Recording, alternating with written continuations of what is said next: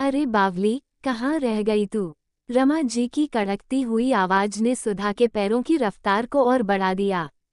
बस आ रही हूँ मामी। तेज कदमों से चलते हुए सुधा ने मामी से आगे बढ़कर हाथ के दोनों थैले जमीन पर रखे और दरवाजे का ताला खोला। अरे जल्दी से रात के खाने की तैयारी कर ले, तेरे मामा ऑफिस से आते ही होंगे, रमा जी ने सोफे पर पसरते हुए कहा। जी मामी, कहकर सुधा कपड़े बदल किचन में जा घुसी। एक तरफ कुकर में आलू उबलने के लिए गैस पर रखे और दूसरी तरफ जल्दी से परात निकालकर आटा गूंथने लगी। आटा गूंथते समय अचानक उसका ध्यान अपने हाथों पर चला गया। उसे अपने ही हाथों से घिन हो आई। आज भी गुरुजी उसके हाथों को देर तक थामे सहलाते रहे और वो कुछ ना कह सकी।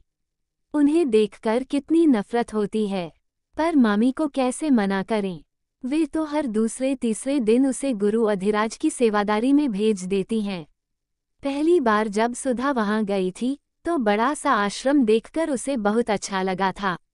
खुली खुली जगह, चारों ओर हरियाली ही हरियाली, लंबी दाढ़ी, कुछ बाहर को निकली तोंद, माथे पर बड़ा सा तिलक लगाए, सफेद कपड़े पहने, चांदी से चमकते सिंहासन पर आंखें बंद किए बैठे थे गुरु अधिराज।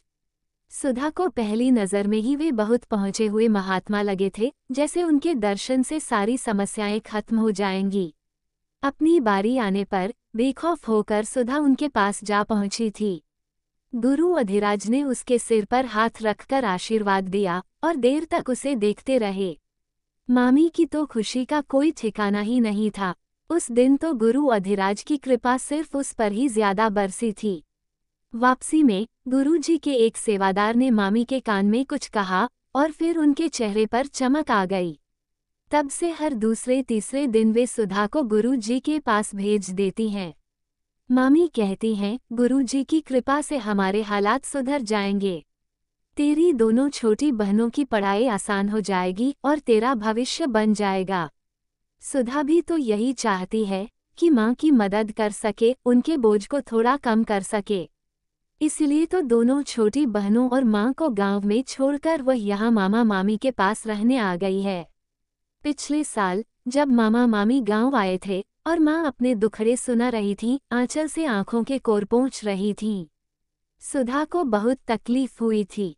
अब तो वह 16 साल की हो चुकी थी, लेकिन मन में अब भी बचपना बाकी था। पढ़ाई छूट गई थी, पर सखियों संग मौज मस्ती अभी भी चालू थी। चौधरी जी के आम के बाग से कच्चे आम चुराने हो या रमियाताई के दलान से कांटों की परवाह किए बिना बेर तोड़ लाना, उसमें कोई भी नहीं जीत सकता था। पर उस दिन किवाड़ के पीछे खड़ी सुधा अपनी माँ की बातें सुनकर हैरान रह गई थी। 4 साल पहले उसके अध्यापक बाबूजी किसी गंभीर बीमारी में चल बसे थे। माँ बहुत ज्यादा पढ़ी लिखी नहीं थी, इसलिए स्कूल मैनेजमेंट ने बाबूजी की जगह उन्हें टीचर की नौकरी नहीं दी। बस चपरासी और बाइयों की देखरेख का काम पकड़ा दिया, एक छोटी सी तनख्वाह के साथ।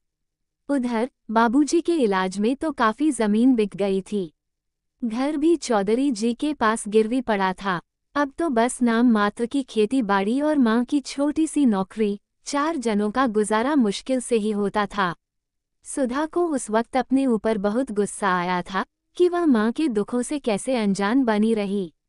इसलिए जब मामी ने अपने साथ चलने के लिए पूछा तो उसने कुछ भी सोचे समझे बिना एकदम से हाँ कर दी।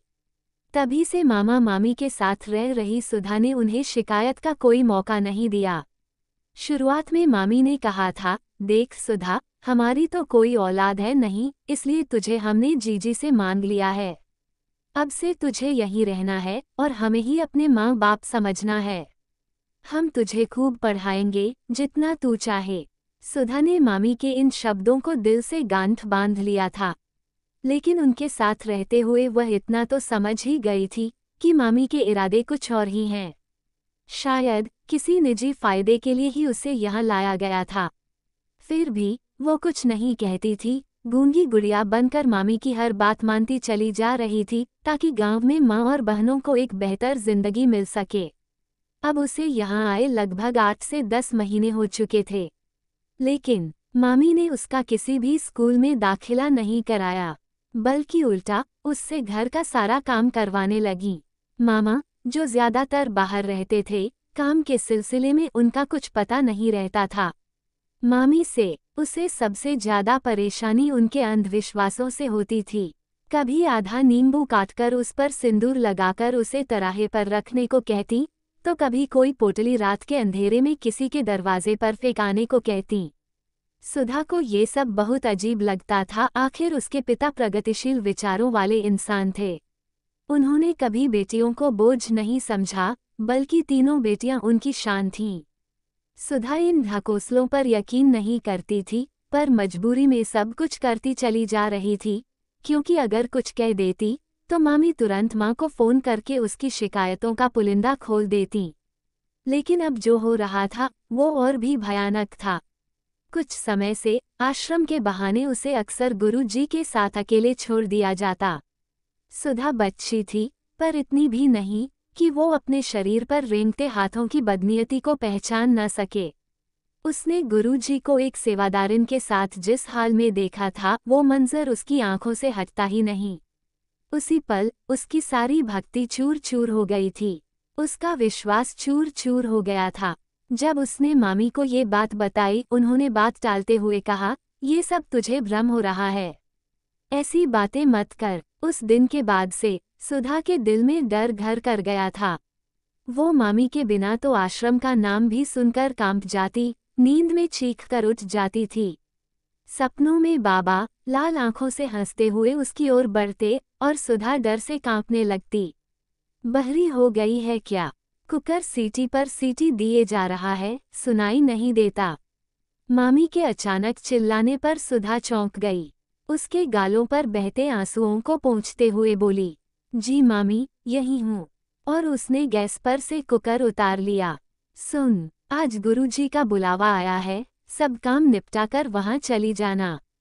सुबह मामा के ऑफिस जाते ही मामी ने फरमान सुना दिया। मामी जी, एक बात कहनी थी आपसे, सुधा ने डरते हुए कहा। मैं उन बाबा के पास नहीं जाना चाहती। वो मुझे अकेले में बुलाकर यहाँ वहाँ छूने की कोशिश करते हैं, मुझे बहुत घिन आती है। क्या पागल हो गई है क्या लड़की? इतने बड़े महात्मा पर ऐसा इल्जाम लगाते हुए शर्म नहीं आती तुझे? लेकिन मामी, मैं सच कह रही हूँ, प्लीज आप मुझसे कोई और काम ले लो, पर उनके पास मत भेजो। सुधा की आंखों में दहशत साफ झलक रही थी। देख सुधा, अगर तुझे यहाँ रहना है तो मेरी बात माननी पड़ेगी, नहीं तो अभी तेरी माँ को फ़ोन लगाती हूँ। नहीं मामी, माँ पहले ही बहुत परेशान है, आप उन्हें फ़ोन मत करो। आप जैसा कहोगी मैं कर लूँगी, सुधा ने हार मानते हुए कहा। ये सुनकर मामी के होठों पर एक रहस्यमयी मुस्कान फैल गई। पता नहीं क्यों, पर इस बार मामी भी सुधा के साथ आश्रम गईं। तू यहीं बैठ, मैं अंदर जरूरी काम से जा रही हूँ, मामी बोली और सुधा को सबसे आगे की लाइन में बैठा दिया। पर मामी अपना मोबाइल वहीं गिरा गईं। कुछ ही देर में बाबा भक्तों को दर्शन देने वाले थे। मामी बाबा से बोली, गुरुजी, मैंने अपना काम पूरा किया, आपको एक कन्या भेंट की है, अब तो मेरी गोदी में संतान खेलेगा ना। अभी देवी से प्रभु का मिलन बाकी है, जब तक ये न हो जाए तब तक कोई उम्मीद मत पालना, गुरुजी के पास खड़े सेवादार ने कहा। ठीक है, कल तक ये काम भी हो जाएगा, मामी बोली और गुरुजी के पैर छू लिए। तभी मामा का फोन आने लगा। मामी का मोबाइल बज रहा था। मोबाइल पर बेला की नज़र पड़ी। वो मामी के पीछे पीछे तुरंत चल पड़ी और उसने जैसे ही ये सारी बातें सुनी, उसके पैरों तले से ज़मीन ही खिसक गई। मामी को वापस आते देख सुधा थोड़ी सी आड़ में छुप गई। कहाँ गई थी? उसे अपने पीछे से आते देख मामी हैरान हो उठी। बाथरूम गई थी, सुधा ने धीरे से इशारे में बताया। बेला बुरी तरह डर चुकी थी। उसकी मामी का खौफनाक चेहरा उसके सामने आ चुका था। अब तक उसे यही लगता था कि मामी भले तेज हैं, लेकिन अच्छी हैं। उसे तो यही लगता था कि मामी बाबा की सच्चाई से बेखबर हैं। जिस दिन उन्हें गुरुजी की असलियत पता चलेगी, वे कभी उसे आश्रम नहीं भेजेंगी।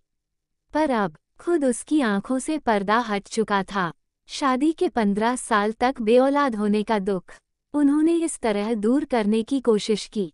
गांव में आकर उसकी गरीबी पर तरस खाकर उसे यहाँ एक साजिश के तहत लाया गया और फिर बाबा के आश्रम में जबरदस्ती भेजा गया। इन सब बातों का मतलब अब सुधा समझ चुकी थी, पर अब वो करे तो क्या करे। उसे अपनी माँ की बहुत याद आ रही थी। वो बस हमेशा की तरह उनके आंचल के पीछे छिप जाना चाहती थी। क्या मैं माँ से इस बारे में बात करूं? पर माँ तो मामी की बातों पर इतना भरोसा करती हैं कि मेरी बात उन्हें झूठी ही लगेगी। और फिर घर के हालात, अगर माँ जान भी जाए तो क्या? गांव जाना क्या ठीक होगा? माँ अकेली 4 जनों का खाना खर्चा कैसे संभालेंगी? बेबसी और पीड़ा से उसकी आंखें भर आईं। 3 लीटर दूध ले आना, आज तेरी पसंद की सेवइयां बना दूंगी। तुझे मेरी हाथ की बहुत अच्छी लगती है ना? बातों में मामी ने उसे भरपूर प्यार परोसा। खाना खाकर रात को बिस्तर पर लेटी सुधा की आंखों से नींद कोसों दूर थी। मामी ने आज उसे बहुत लाड किया था और माँ बहनों के सुखद भविष्य का वास्ता देकर बाबा की भक्ति में डूब जाने को कहा था। पर अब वो बाबा की भक्ति का असली मतलब समझ चुकी थी। अगले दिन मामी की योजना के तहत सुधा बाबा के विशेष कमरे में थी। सेवादारिनों ने उसे देवी की तरह कपड़े और गहनों से सजा दिया था, जैसे किसी दुल्हन को सजाया जाता है। पल पल कांपती सुधा को आज अपनी इज्जत लुट जाने का डर था, लेकिन वो किसी भी तरह हार मानने को तैयार नहीं थी। वो अब भी अपने बचाव की सारी उम्मीदें सोच ही रही थी कि तभी गुरु जी कमरे में प्रवेश कर गए। आम जन का भगवान एक शैतान की तरह अट्टहास करता हुआ सुधा की तरफ बढ़ा चला आया। बाबा, मैं पैर पड़ती हूँ आपके, मुझ पर दया करो, मुझे जाने दो। उसने दौड़कर बाबा के चरण पकड़ लिए। देख लड़की, सुहाग सेज पर मुझे किसी तरह का दखल पसंद नहीं। क्या तुझे समर्पण का भाव नहीं समझाया गया? बाबा की आंखों में वासना का ज्वार उमड़ पड़ा था। शराब की बदबू जैसे उसकी सांसों में पिघलते शीशे सी समाने लगी। बाबा, छोड़ दीजिए मुझे, हाथ जोड़ती हूँ आपके आगे। सुधा ने अपने शरीर पर रेंग रहे हाथों को हटाने की पूरी कोशिश की। वैसे तो मैं किसी से जबरदस्ती नहीं करता, पर तेरे रूप ने मुझे सम्मोहित कर दिया है। पहले ही बहुत इंतजार कर चुका हूँ अब और नहीं।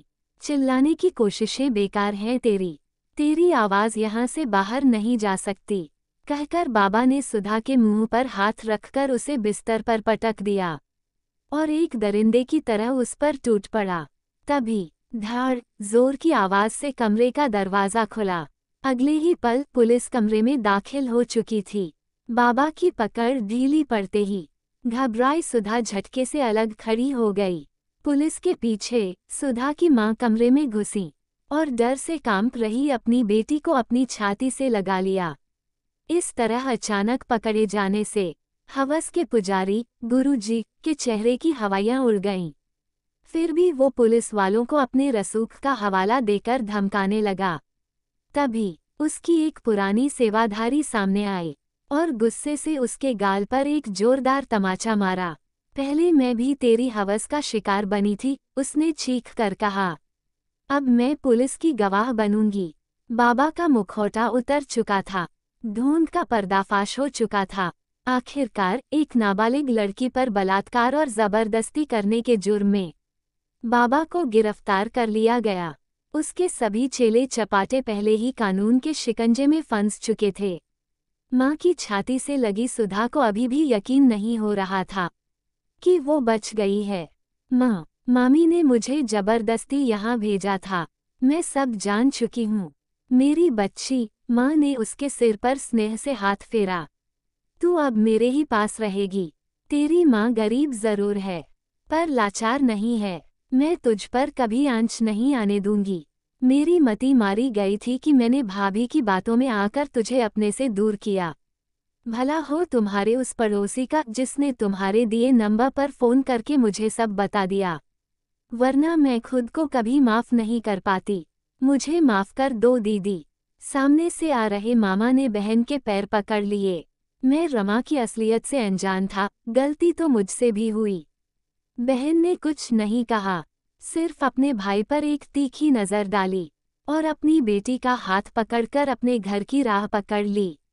सुधा मन ही मन उस पड़ोसी का शुक्रिया अदा कर रही थी, जिसे सेवैयों के लिए दूध लाते वक्त उसने माँ का फ़ोन नंबर दिया था और उसी ने समय रहते माँ को सारी सच्चाई बता दी थी, जिसके चलते ही आज वो अंधविश्वास की बलि चढ़ने से बच गई थी।